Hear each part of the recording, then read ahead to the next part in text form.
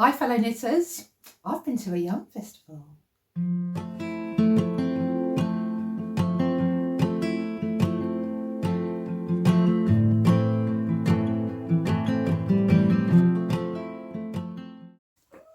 Yes, so I have been to a yarn festival and had a very good time. It was called Spring into Wool. It's in the Leeds area of the north of England and it's on basically every Easter in the Easter holidays. And as you can see from my opening clip, I've managed to get myself some more yarn for my stash. But the good news is I do actually have plans for all of it. So I haven't just randomly bought yarn, which I often do. My very first purchase was this lovely fabric yarn bowl. I'm really enjoying using it. As you can see, I already started a sock with some of the yarn that I purchased. I will show you the vendor for that, Pickle Lily. So real sweet. They made very good accessories and things like that. So I'm going to go through some of the stalls that I purchased from. Obviously I couldn't show everybody, unfortunately, but these ones are what I purchased from and what I'm going to be doing with those purchases. Okay, this is the stall of Penny Stitch Craft. Lovely lady called Marianne, based in Liverpool, and she has a garden studio where she dyes yarn. She likes to knit and crochet also. What was interesting is she had natural merino, but she also had tencel and plant-based yarns. So if you can see these green one here, on the left is the tencel, on the right is the merino. It's the same dye lot. So here is Marianne, very talented. Beautiful range of yarns. I will leave a link to her website below and you can go and check her out. Now this is what I purchased, these mini skeins. They just reminded me of a wildflower meadow and my plan is to make socks with them. Next is my purchase from Pickle Lily. That's a lovely fabric yarn tub. Really nice. I'm going with these now instead of wooden bowls because they don't nick the yarn. They're just brilliant. Yarn Unique, a indie-based dyer in the UK, making small batches of beautiful colours and using, their thing is to use very soft, luxurious yarn. It's what they like. So again, link to their website below. Check them out. This is where I purchased my pumpkin set of DK weight sock yarn. So let's have a closer look at that. Yeah, here it is. So this was my set. I'm thinking of making a hat possibly with this. Something came to mind with pumpkins on, so I'm going to start designing that now for the autumn. So watch this space and we'll see how that develops. And then moving on to Under the Olive Tree. Now this is a really beautiful hand-dyed yarn. She also, it's Gem Afsworth actually, and she also designs patterns. And this is where I purchased my beautiful shawl knitting kit. You will see here, I'm just going to scan in to one my friend is holding up, my friend Gabby. She actually purchased this. All of those fishes are little beads. She purchased the kit for this. And I absolutely fell in love with this English tea, afternoon tea, sorry, it's called. And look at these beautiful roses that you bead onto it and then lace. So I treated myself and I purchased this kit. It's a long-term project, but it should be ready for next summer. It is a lace weight long shawl, as you can see. So there's quite a bit of work in it. I'm really looking forward to learning how to crochet on the little beads. And I'll be bringing you all the footage of that when I'm working on it. But yeah, really looking forward to that one. Eden Cottage Yarns. Now from them, I didn't actually film their stall, so apologies for that, but I bought this beautiful yarn. And I've bought this 4-ply merino specifically to make the petite knit Friday tea. Spoke about it in one of my earlier videos. I will be casting this on very shortly.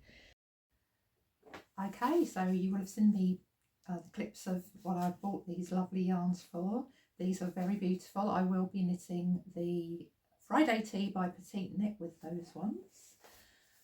I showed you the kit I bought for that beautiful beaded shawl. Now that's going to take some time, that beaded shawl. I will start this year, but I'm not sure when I'm going to finish it. It is lace weight, so it really is a summer shawl, I think. I don't think I'll get it done for this summer because it's a big project, that one, but it certainly will be done for next summer, and who knows. But I'll show you my progress on it once I get going. And then you also saw, well, you saw the lovely little mini skeins I bought for sock knitting, which I've started. And I just love these little neon nips in it. It just gives me that wildflower meadow. That's suddenly what came to mind. So that's the sock I'm making, and I'll be bringing you that very shortly in a video. And of course there was the autumn pumpkin, what I call my pumpkin project. Something came to mind when I saw this, so I'll let you in on that towards the autumn. But for the next clip, I thought I'm actually going to just let you see the raw footage of me meeting Jane, who is the founder and designer behind the Knitting Viking. She was a lovely lady. Her story is that her son was in a stressful job, and her son's wife asked him to say, why don't you start knitting? I've read it's really therapeutic, which of course it is. It's very relaxing and it will take your mind off of the stresses of work. So he asked his mum Jane, who he knew was a knitter, to teach him. She did, and the Viking knitting was born. They decided to design together and dye yarn. So Jane's a lovely lady. She's down in Kent. She dyes yarn and she makes these beautiful kits. I have purchased for myself, as you can see, a Christmas stocking. I've always wanted to make a Christmas stocking, and this is my chance. I couldn't resist this kit. It's beautiful Fair Isle. My plan is to do this in December, every day in December. So instead of opening an advent calendar, I am going to knit a section of this beautiful stocking, so it should be finished by Christmas Day. And I think I'll make this for my cat Simba, and put his lovely little toys and things in there. It's a beautiful kit, colours there. So without further ado, I'm going to show you the raw footage of me coming across this stall. I'll work around. Good name, the Knitting Viking. Thank you. It's named after my son. Oh yes. Was he?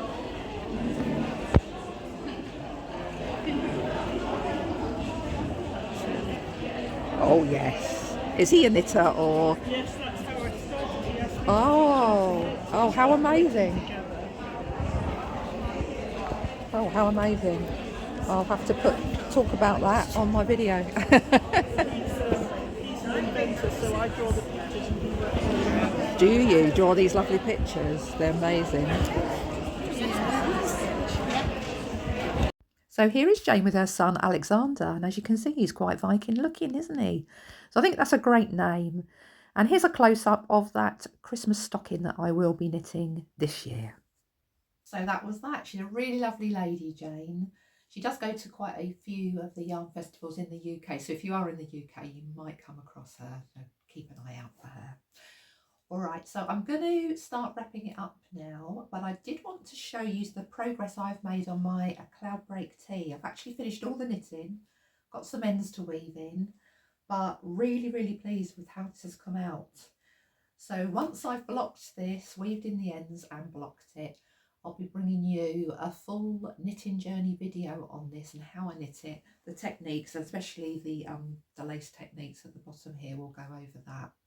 So I'm going to leave you now, but here is some more footage of that lovely festival. I wish you all happy knitting, and I'll see you next time.